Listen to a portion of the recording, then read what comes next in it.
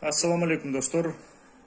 Мынакей бүгүн менин агама дагы бир каяктагы бир болбогон ишти токуп 5 жыл мурун бирөөнүн квартирасын тартып алган деген ишти токуп СИЗО 1 абакка которуу чечимин бүгүн 1 май сот тарабынан кабыл алынды. Мен муну менин агама кысым деп эсептейм, анткени 1 абакта билесиздер кандай адамдар отурат экен. Жана ошондой эле 1800 адам отурат ал жерде. Мен сиздерге видеого чыгып аткан себеби тарыхта калсын деп атам. Эгерде менин агамдын башынан бир тал чачы түшсө, азыркы бийлик силер мага жооп бересиңер. Жеке эле мага эмес, өсүп келаткан балдарына, жалпы кыргыз элдин алдында жооп бересиңер.